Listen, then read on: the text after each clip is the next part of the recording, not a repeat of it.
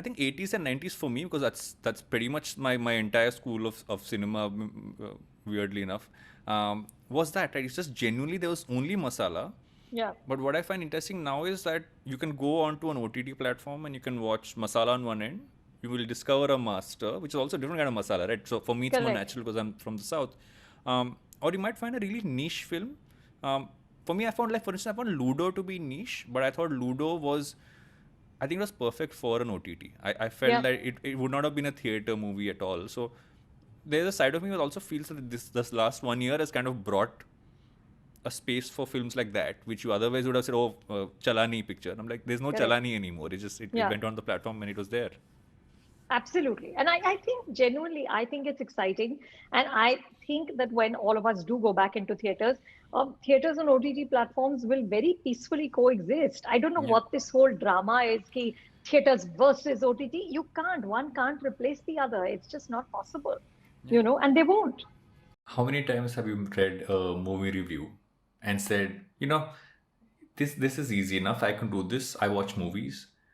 How many times have you rather seen a movie and come back and then seen the review and said, no, I don't agree with this. I could give a better perspective than this.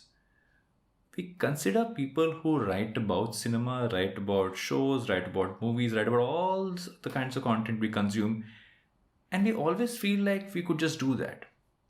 But can we? Can we really do what they do?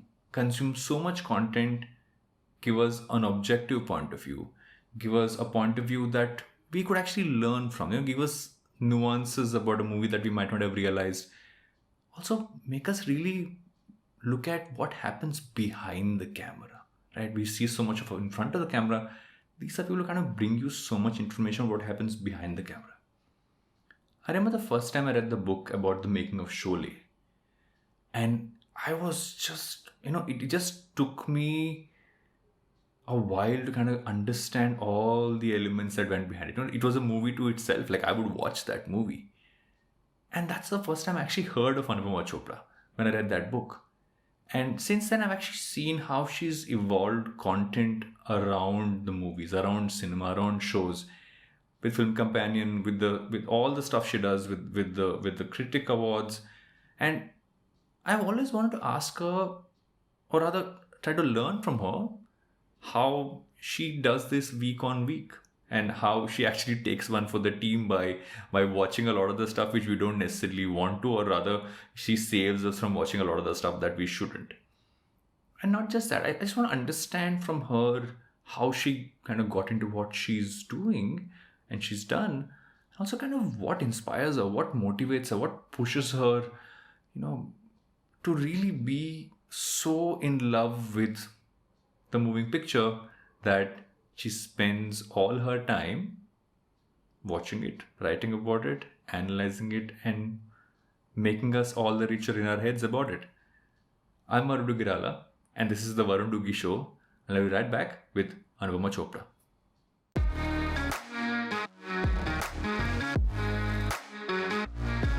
Anupama, welcome to the show. I think I've been thinking about 50 odd things that I could ask you, and I'm sure I won't remember even half of them. But thank you for coming on the show. Thank you for having me, Varun. Thank you so much. So, just for context, the last time you and I met was just before the world went south. We met at a dinner which had multiple people just in March last year, Yep. when I had a hat, and we were looking at the airport, and then post that we were catching up like this. Like, I'm sure you caught up with a lot of people over the last year. Uh, how has your year been? You know, honestly, it's been a year of growth, genuinely, in every way, because there was no choice. There was just no choice. You had to figure it out very quickly. Otherwise, and honestly, I speak from a place of such privilege. How can I complain about anything? I didn't have to True. worry about a home, about food, about any of the things people really, really had to struggle with through this year. Fortunately, my daughter, who studies in America, came back just before lockdown, so the family was together. The work, because Film Companion is a digital first platform, continued. Cinema. content. It was such a fruitful year for storytelling, at least in long form, maybe not so much in cinema, but series. So, in every way, it was the best of what it could have been. So I am genuinely not complaining. I would really, really love to go back into theaters again. Yeah. That's what I really Have missed. you? Have you been back to a No, theater? no, I have not been brave enough. I missed Tenet. I missed Master in the theater. Those are films I would have loved to see on the big Yeah. screen. Yeah. So that, because so much of my life was spent sitting in a movie theater, that really feels like there's a hole.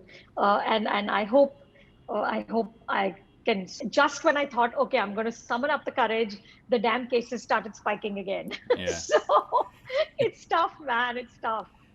You mentioned Tenet, and I remember I just saw it recently. I just like bought it off the iTunes store and watched it, and I was like, if this was in the theater, I would have loved it, but I would have had to go back twice or thrice, and I don't know if I could have done twice or thrice wearing a mask in a theater, so I would have had to Exactly. buy it online anyway. Yeah, yeah. No, it's been tough, and to watch cinema that was actually originally made for the big screen. Of course, there are Hmm. movies that were made for OTT, and that's fine. They were designed as films to be seen on streaming. But you take films like Ludo or Gulabo Sitabo, these sort of very rich experiences in terms of just the cinematography, in terms of Yeah. the frame, Yeah. and where characters are walking. And I don't know. I always wonder. I'm like, man, what would this be like on a massive screen with other people? Because that experience of sitting with strangers and laughing at the same thing and being Yeah. afraid at the same time, you can't duplicate that at home. You just can't. Was cinema and movies always something you wanted to do something with? Was that was there a starting point to this? There was, there was, and it was a very strange starting point. So my mother is a writer, and her name is Hmm. Kamna Chandra, and she wrote Prem Rog for Raj Kapoor. Yes. She wrote Yes. Chandni for Yash Chopra. But at that point, I didn't have any sort of great grand passion for Hindi cinema, which I kick myself for now because I was on the set as a teenager when Raji was directing Rishi Kapoor. I mean, Wow. this is shit I would kill to witness now, but of Yeah. course, I was too much of a South Bombay snob back then to be paying attention. but but after college, I did my bachelor's at St. Xavier's in Mumbai, and after that, I just as a lark, completely as a lark, started working for a magazine called Movie Magazine, which doesn't exist anymore. Um, and I just fell in love with it. I felt not with the movies, but with the film industry. I just fell completely in love with this crazy world with these, outsized people, and the films were frankly really bad then. I'm talking about the late 80s, early 90s. There I wasn't think much to I think write the home about. bad was a continuation. I think we just have so much volume now that the bad gets covered. Yes, yeah, but so it started there. It started literally through that job. I fell in love. Then I decided, okay, I'm going to do this differently. I'm going to go study how to be a journalist. So I went to Northwestern University. I got a master's in journalism. I worked in New York at Harper's Bazaar magazine for a year. And then but the aim was always to come home. And, this is early 90s. So, um, it's very funny because at that point there was no reverse movement. When you left for Yeah. America, you left for America. Yeah. uh, You didn't you come know back, and everybody be like yeah, weird. Like, really, you came back? Why? and why to write about Bollywood? Oh my God. Even Mr. Arun Puri, he gave me a job at India Today, and he's like, wait, you came back from America to write about Bollywood? And I was like, yeah, Mr. Puri, that's all I want to do. So that's the thing, right? Because I'm sure you've heard this a million times. Is that, oh, what do you do? What do you do? I watch. So you just watch movies for a living. It must be a great job, and I've always seen through that argument because I also realize that you watch a lot of really bad movies and really bad content as well. So you take one. I say you take it for the team in that sense, right? We know that, okay, you watched it, okay, fine. Like, maybe let's not put ourselves through that, but. How often do you hear that, and what is your general response to that? You do hear that a lot. You also sort of see in publications. people just assigning anyone to watch a film and give a review, because it's like, but everyone's a critic, right? Everyone has an opinion, so what's the big deal? But the truth is that we try to come to it from an informed space. I watch more films than the average person. I read more about cinema. I try to keep myself educated. So it's not that you're just randomly posting an opinion. Oh, this was boring. This was nice. You have to, like a lawyer, construct an argument for why you feel the way you feel. Yeah. And yes, it's not a lot of fun to sit through bad films. And I think for me as a film critic, it's very, very important to sit from the first frame to the last. So unlike you, I don't have the luxury of changing the channel or Yeah. walking out of a theater. I am there till the titles roll. And sometimes that's hard. It's really hard to do. So it's not easy. And look, I'm not curing cancer. There's people doing far more Trust important me, you things. might just be right. People who got brain tumors from watching some of the movies you watched. So I think you have like cured some. You prevented cancer, rather, is how I'd like to you put it. know I there are some that are so bad that there are a few times when you sort of have this full blown existential crisis, and you're like, I've aged Yeah. watching this. I've lost Yeah. 3 hours of my life. I could have been with my kids. I could have been with my husband. I could have been reading a book. But it is what it is. You have to go in with optimism. You have to go in believing that the next one's going to be Sholay all over again. And you just, and sometimes you'll be surprised. The gems. I think that's really what film critics can do, is help people to discover things, Yeah. because the big ones don't need us, right? The next Khan movie doesn't need a film review. I mean, no one, Yeah. that's critic proof, Yeah. right? Yeah. But you find a small Malayalam film like The Great Indian Kitchen, and you tweet about it, and you push people to watch it, you push people to find it, and that's when I feel like, okay, that's my job. That's what I really do. You know, one of the things you just said, right, and I keep thinking about that, is that to be able to look at a movie and have and this is something which I remember that I was terrible at in film school, right? In film school, for me, I slept through most movies because we had a screening room in college, and it's great. We had like we didn't have air conditioning. I hear the kids now have air conditioning, so I'm like, how do you even stay awake? Right. So you're playing a foreign film, you're playing one of those things, and all of us are falling asleep. Except that's once in a while, your professor would come in and put on the light, and catch all of us who are sleeping and like make us like whatever. We get like suspended, which is a repeated practice. Now, how do you? Because you have to do a few things, right? You have to look at a movie. You also have to think about stuff that you would want to kind of point out, which are nuances, right, which make people watch. You're not just saying, okay, this is the story, which I feel like that's something which people don't get, is that you're looking at any piece of content, and you're going, okay, these are interesting nuances, these are references, or this is what is the texture of it. And that obviously takes a lot of practice and takes time, but does it also make you not enjoy the movie which you could have enjoyed otherwise as well? Because I've always found that to be a problem. In college I hated that. I could not watch a movie as a movie. I always had like, Right. watch what's happening in this scene, and watch like mise en scène was like, for anybody who doesn't know what mise en scène is, Google it. I was like, it's fine. It's a book over there, but no, yeah. So I was a terrible film student, as you can make out. But yeah. It's interesting. Because whenever I'm watching a movie, I guess because I've done this for so long, Varun, I feel like I'm constantly watching things with a little notebook and a light. I have a little Hmm. pen light, and I'm scribbling notes, and um, it's almost like that's my most natural mode. And if I'm not doing that, I when I watch a movie that I'm not going to be reviewing, I desperately want to talk about it with somebody. I desperately want to share my opinion. Like, it's such a Yeah. that's what gives me joy. Like, I want to catch people on the road and say, listen, have you seen this? Can I talk to you Yeah. about it? So I feel like it doesn't take away for the joy from the joy. I want to have more of a movie brain. I always think that I don't notice enough, I don't read enough in that frame. So I want to be really much, much better than what I am. Um, but it doesn't take away from the joy for me. I love watching everything. I remember reading your book on Sholay, right? And I remember rereading that book. And one of the things that I genuinely loved about it is there's something about behind the scenes that I've always found to be, I mean, and obviously this is Sholay, but still there's so much more entertainment which happens while something which is entertaining is being made. Yes. Um, Sometimes not in the best sense, but I think in some cases you get it on both sides.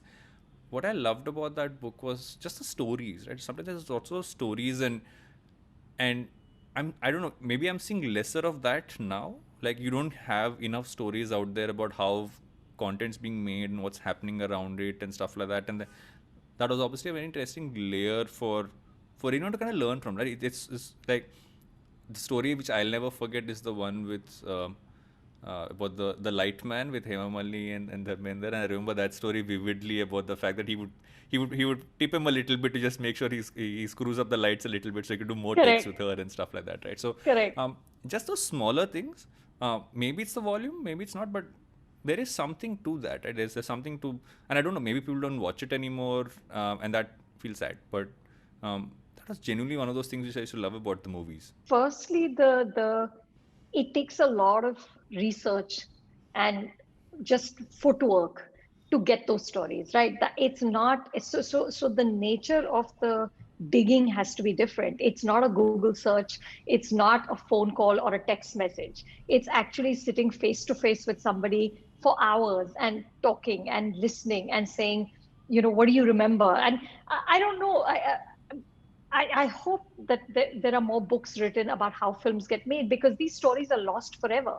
Yeah. If you don't record them, and Hindi cinema is terrible when it comes to preservation. There's no sense of, oh my God, this is like a iconic costume. Let's hold on to this. Yeah. Where's the script of this? Let's keep it. So it's just We I just make think wax museums. That's what we do. correct. और उसमें भी क्या है, I don't know. So I I find them I so creepy. It is the they are creepiest thing creepy. They're ever. super creepy, man. They're super creepy. But I just feel like if more people, more books get commissioned, because I don't think people are willing to pay for that level of journalism.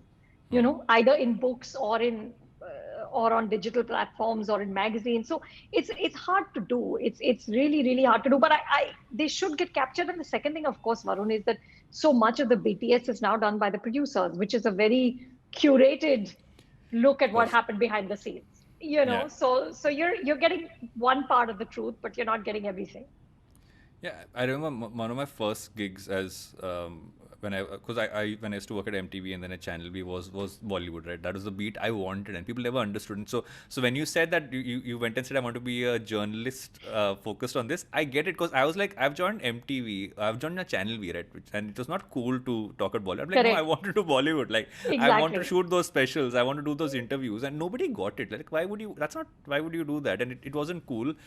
But the fact that you could walk into, I mean, I think I was this enamored kid who could walk into Mr. Bachchan's office, and he would walk in and say, "Inko kuch khilaya nahi," and you would imagine smoke machines going off and strobe lights going in the background, and all those visuals would happen. And there was this genuine fun to do those, which I agree now it's packaged now into like they're pre-packaged in that sense. And is that also why you kind of, I mean, was Film Companion kind of born out of that? The fact that there's so much more we can do around this rather than just writing a review, and there's so much more we can do. Was that how that started off? Absolutely, absolutely. Well, the main reason we created Film Companion was because I was before this. I was on Star World. I had a show called The Front Row, Mm-hmm. and we did the same show in English. Then we did it in Hindi, called Star Verdict for Star Plus. And then when that contract expired, my husband was actually the one who said, but reviews should not be appointment viewing. You can't sit down on a Friday at 8:30 and expect people to be watching. They should just be available True. whenever you want them. And it was like we didn't know anything. I knew nothing about being a digital journalist. I knew nothing about YouTube. I just knew how to. Not even me, but my producer Smriti Kiran knew how to produce, and I knew how to get in front of a camera and talk about a film. And so that's what we did. We just created, and it started as just one YouTube channel called Film Companion, and we started posting reviews there.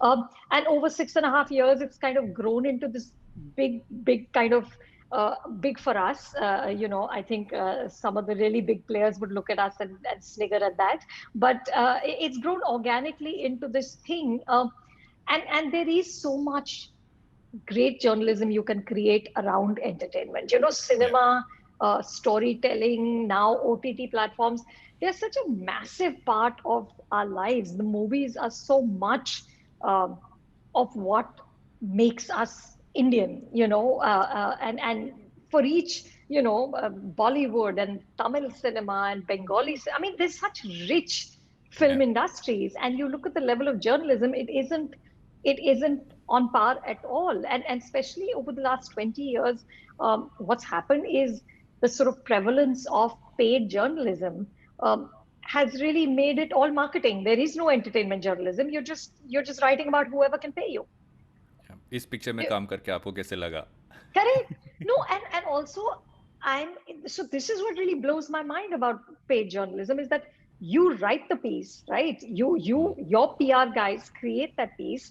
You then pay to place that piece on the front page of a newspaper, and then you believe your own press. So I'm just like, dude, you wrote it. What Uh, is the big deal?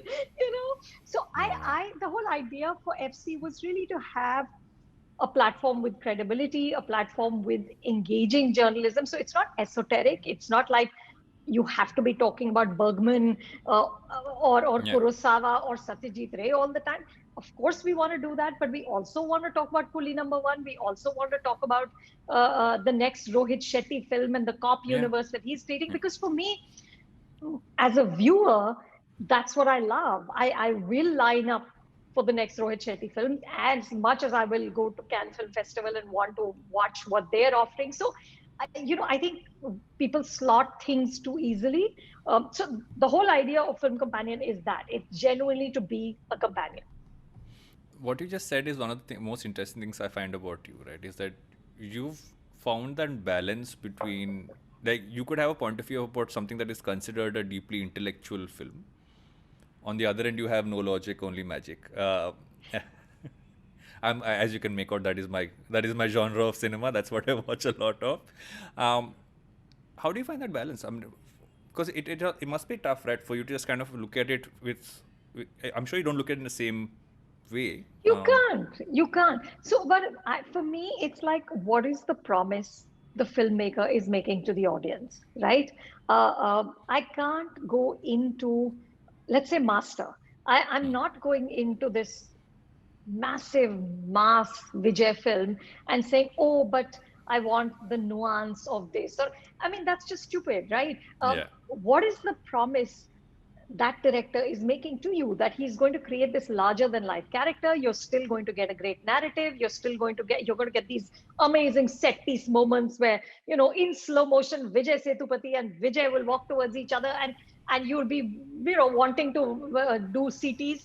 And that's what he delivered. And when you go into a film that's different, when you go into, let's say, a Gunjan Saxena, you go into a Ludo, those are all different things. So for me, Yeah. it's not that, oh, by default one is greater than the other because one is serious and has no songs, or is that. For me, it's I love all kinds of storytelling. If anything, I'm also into no logic, only magic, because my upbringing has been Bollywood.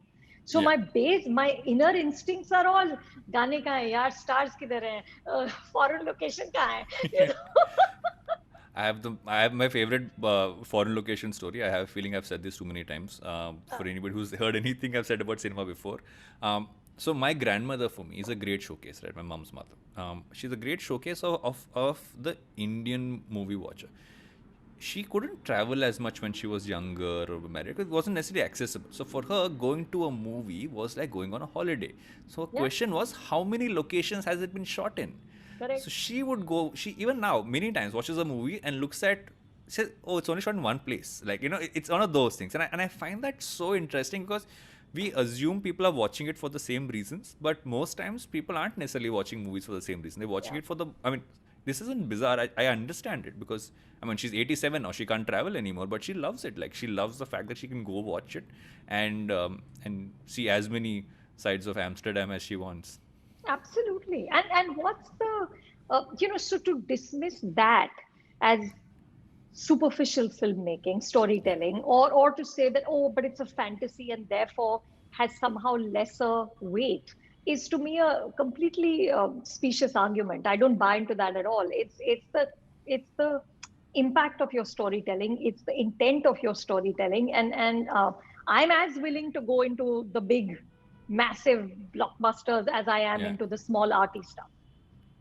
I've always gotten eyebrows whenever someone asks me what's your favorite movie, and I've said Tridev for the longest part of my life. I cannot Love get over it. that movie. I just love that movie so much. I'm like, I can watch it any number of times, and I can like it still make me like Superb. that sound. Like I can make that tune at the back of my head when you say that. So I think 80s and 90s for me, because that's pretty much my entire school of cinema was that, right? It's just genuinely there was only masala. Yeah. But what I find interesting now is that you can go onto an OTT platform and you can watch masala on one end. You will discover a master, which is also a different kind of masala, right? So for me, it's more Correct. natural because I'm from the south. Or you might find a really niche film. For me, I found, like, for instance, I found Ludo to be niche, but I thought Ludo was, I think it was perfect for an OTT. I felt Yeah. that it would not have been a theater movie at all. So there's a side of me that also feels that this last 1 year has kind of brought a space for films like that, which you otherwise would have said, oh, Chalani picture. I'm like, there's no Correct. Chalani anymore. It Yeah. went on the platform and it was there. Absolutely. And I think genuinely, I think it's exciting. And I think that when all of us do go back into theaters, theaters and OTT platforms will very peacefully coexist. I don't know Yeah. what this whole drama is, ki theaters versus OTT. You can't, one can't replace the other. It's just not possible, Yeah. and they won't. Uh, how do you motivate yourself to watch movies when you might have a day when you wake up and say, can't watch anything today. Like, I don't want to, but you have to, or you have to watch some piece of content which you don't necessarily, because that would take a certain amount of motivation. What's motivated you through the years to continue to go back and watch? I'll tell you what's been amazing for me is that I've always switched mediums and formats. So I started as a print journalist because see, the job is the same. You're watching a movie Yeah. and you're talking about a movie. You're giving a take on a film and you're defending that take. Um, but I started as a print journalist I worked like 10 or 12 years. It was for India Today. Then I switched to television. I worked with NDTV for, I don't know, I think it was 7, 8 years. Uh, then did, of course, the stint at Star, uh, and then went into digital. So every medium has kind of required a different skill set and a very different approach in terms of what you're talking about, what people are interested in. And I think that has kind of constantly rejuvenated my interest in cinema. And kind of uh, so I'm never at a point where I'm reluctant to see a film. Honestly, I think back and sure, there are some films that you'll be more enthusiastic about because Yeah. I mean, I'm super excited to see the next Sanjay Leela Bhansali film. Yeah. I just am because I if nothing else, think of the beauty in those frames, right? um, but I think that you genuinely are excited to watch all the time. I mean, my great utopian fantasy is I will be able to watch a film a day, and I try to work towards that, and it still hasn't happened, but at some point, because I just love and the beauty of this job, Varun, is that you'll never be done. Um, Yeah. no matter how many You films you can't watch, finish. Yeah. you can't finish. There's going to be, I mean, there's this book behind me, the book of movies, the essential 1,000 films to see. 1,000. Hmm. मतलब बुढ़ापा आ जाएगा यार, मेरा तो काम ही नहीं And I'm खत्म sure the होना. 1,000 will keep getting updated, right? There's more and more getting Exactly. added to it. Yeah. Exactly. So it's a wonderful job to have, and the motivation is more than watching. I have to motivate myself into thinking and writing because that's the struggle. That's Yeah. you've got to come to it with great responsibility. You can't flippantly say things about people's work. They put in 2 years, and because I'm married to a filmmaker, I know how hard this gig is. I Yeah. know what Yeah. the blood and sweat it takes, no matter how shit the film is. Uh, Hmm. you know, so you really, I mean, I like just agonize over every sentence, over every word. And then also, then I want to be able to sleep over it. In my head, like ideally, I should watch a movie, write the review, sleep over it next morning, look at it again, decide, is that really what you want to say? Because I just feel like there's just a lot of responsibility, and it doesn't matter even if five people read your review. You're saying something about somebody's work, you're putting it out Yeah. into the world. And for me, that's the struggle. Writing is very tough. um, Constructing your argument is very tough, because sometimes you just want to say, yeah, I had fun, yeah, or Yeah. Shahrukh look cute, man, what am I going to do? Yeah. Yeah. But you don't get to do those things. You mentioned the word responsibility of such. It is to make sure that what you write is responsible, because obviously a lot of people worked on something, which is what I feel happens when sometimes a point of view on a movie is deeply negative. Is that then everybody who worked on it kind of just like, I mean, you don't have to beat someone while they're down, because obviously that will show in multiple ways. But I feel it also kind of comes with this whole fact that it doesn't have to be good or bad. I feel it's subjective what is good for someone, and I Yep. feel what I've always seen you do is to give an objective point of view of saying, because these are different elements of it, and this is how they played out, and this is what you thought about those elements, which I always thought was a nicer way of doing it. You're not necessarily putting someone down, because that seems to be the easiest way, right? Put a tweet out and you're done. That's your And your if the negative reviews travel much more, they get much more traction, because people are I guess it's just more joyous to read stuff about somebody else that's not so nice. But I'll never lie about what I feel. So there's no point at which I'm going to say I liked a movie or I enjoyed this if I didn't. I have to be truthful. And there's been plenty of awkward moments. There's been years of silences from actors whose films and directors whose films I've criticized, and that's fine. That's fine. But so I'll always be honest, but I'm not in this uh, to be nasty. I yeah. think that is not productive at all. If anything, if my review can help people see something that they didn't before, that would be great. I mean, that's really the aim. Do you find that now that ever since you moved to the digital medium, because it's a lot of it is also now conversations. You're not just Yeah. doing, let's say, a review. You actually speaking to people from different lenses. I think the conversations you have, and I call them conversations, not interviews, because I feel a lot of them are conversations, and I feel that's the beauty of even like what we're doing right now. We're having a conversation. It's not Yeah. and do you feel that in some way makes this a better way of doing it? That the fact that you're actually having those conversations about a film, it could be a group of people, in some cases could be with the people who made it, just kind of get a little bit more insight into what's going on around it, and not necessarily go to, okay, that was 5 stars and Exactly. No. 5 stars have left our building long time ago. We yeah. stopped. We stopped rating films. I think it was maybe two years ago. Because yeah, for me that was really reductive, and it just felt too simplistic to reduce everything to 2.5 to 3 and all of that stuff. I don't want to do that anymore. And I'm so happy that we were really afraid that, because that's shorthand for consumers, right? It Yeah. becomes like that's the easiest thing. And people would ask me, "Can nobody really is reading your work, but stars kitne diye tumne?" That was the thing. But Hmm. and so I was afraid that we would lose our viewers, but happily, no, they've stuck with it, and they're okay. I mean, we did get a lot of comments that go back to giving stars, and that's so much easier. But they're still there and they're still watching. So it is tough. It's tough to kind of um, balance this thing of, and I love these conversations that you're talking about. I Yeah. think it's great. What's difficult is, uh, so normally you have these conversations before the film, right? Hmm. Now, Yeah. thanks to OTT, in the last year we've been getting screeners, and places like Amazon and Netflix insist that you watch the content before you do the interview, so Hmm. at least the conversation is slightly more informed. Pehle, especially film theatrical movies, never Yeah. you would see the trailer and you'd have the chat, right? So you'd have the chat, then in about a week your review would come out. The chat would be wonderful and very Yeah. amicable, and Yeah. then the review would be just like, okay. And I remember Saif Ali Khan said this to me. He was like, I talk to you and I'm like, man, she really likes me, and then I see that review, I'm like, what did I do?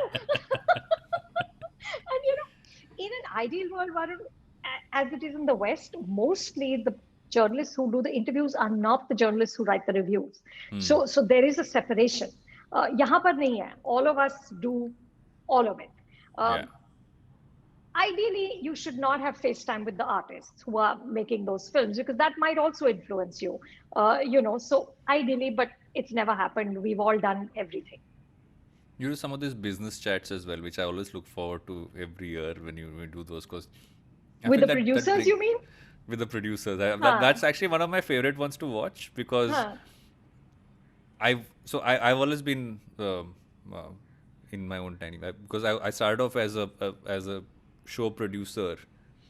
Some at the back of my head, I was like, I really like to understand that part of it a lot more. So for me, I'm always interested in how they all think and how the whole business works. And sometimes we forget that it's also business, right? It's the fact that there's so much writing behind it and so much around that. And I don't know what point I'm trying to make here, but I just went into that zone of conversation and I'm just going to let myself go down that rabbit hole. But at some point, I'll get to some level of okay, where is this kind of going? Um, but do you kind of sense the fact that the whole way we function has changed as an industry, especially the last year's Oh, shifts and stuff like that? Just like massively. Yeah, massively. I think, honestly, what all has shifted in the last year, we will see now as films start to come. Since you're interested in producers, I think there's more and more uh, creative producers as opposed to yeah, pehle, it was producers were financiers. They basically hustle the money together.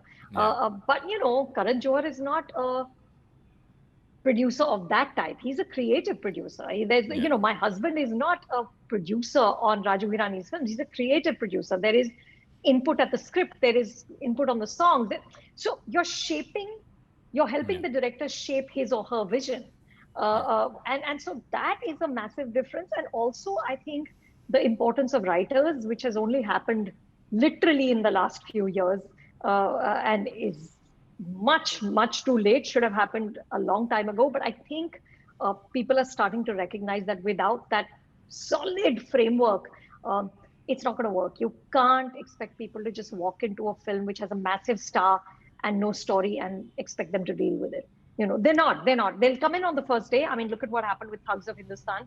That yeah, film got like a 50 crore plus opening, and just collapsed over yeah, the weekend. yeah.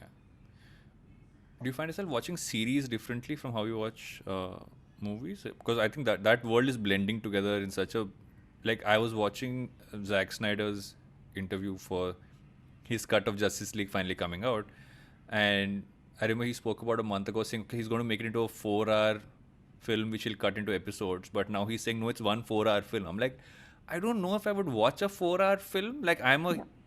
but it's this weird blending of worlds, no, with like breaking them up and It is. But it's very to me. I think Alfonso Cuarón said that what long form storytelling should not be film sort of made smaller, but in fact should be cinematic television. yeah, You know, so in fact, the truth is that I'm very late to the OTT party because I am a film purist that literally until the pandemic, I completely ignored series. I was just like, yeah, kiske paas time hai? I'd rather watch 3 films na, instead of yeah, 9 hours of television. Um, but I've discovered like some really wonderful storytelling, and I do watch it differently, but only in the sense that you kind of commit to it in yeah, in a bigger way than you do cinema. And the problem is that if it's not very good but you still have to watch the 6 hours or 7 hours to yeah. do a review, it's a bit of a bitch, but what are you going to do? So one thing I've always believed that we don't have enough of in India is, so this is something which I do, is that for a lot of the global series you get these 10-minute run throughs of what happened through this entire season of the show. So sometimes when I miss a season, I actually go to that and I catch up with it because like something's gone 5 seasons and you suddenly have to go to it. But Yeah. you obviously can't do that because that would just be terrible for you to do. No, But no. See, that's the thing, because you can't then like you can't. How can you do a review? Then you'll have to say. So if I did that, I would say in my review that my catch up was this, because yeah. as long as I'm bringing it all to the table and I'm honest, I'm cool with that. I wanted to ask you about Front Row, which you launched, right? Which is where you're kind of bringing people in to kind of go a little deeper into the content and stuff like that. Have you kind of learned something different about the Indian consumer after that entire piece kind of started coming out? So okay, just that like okay, people are interested in this kind of stuff. What are they interested in and stuff like that? It's very new still. Varun, we only launched like 3 months in November. So it's literally been about 3 months of programming it and curating the sessions and stuff. Uh, I think what I've learned is that there is such a massive hunger for things that you would think, no, that's too esoteric. But like just on Saturday, we had a session with Juhi Chaturvedi, and it was amazing. There was like I think there was like 130, 140 people who were on that Zoom call, and she really kind of broke down her process, which is not a it's not like a nice, happy, light conversation, right? She's talking about being in a room with her characters, having conversations with her characters. Matlab, really like this is how I do, this is how I create people like Piku and Bhaskar and Yeah. Banke and all the rest of it. And people were there through that chat. There were like 82 questions for her at the end of it. So I think uh, we assume that, oh, the only thing that sells is stars.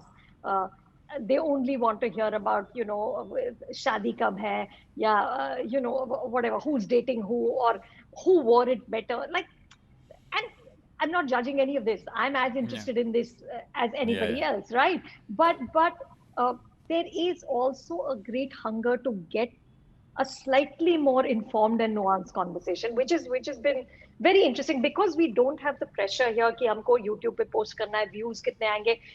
We're not worried कि वो पहले 25 seconds में if you don't hook them, they're gone.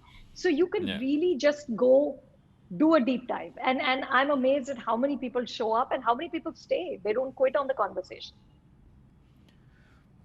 And I think that opens up an entire thing, right? Is that we've never been able to really scale up an ecosystem of content that is beyond some of the stuff we would always expect. Like you would have a few things. You would have a behind the scenes. You would have the making of is one of the weirdest things I've ever encountered because those are not making ofs. That Right. that and so many other things. But I think that now it's slowly opening up to saying what more content can we create around content, Yeah.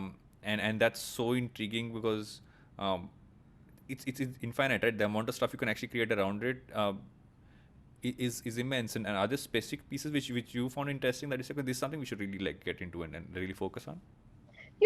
For me, these kind of conversations, like what is your process? Because that's Yeah. what fascinates me about artists, right? How do you Yeah. come up with it? How do you create? Do you sit in the same place every day?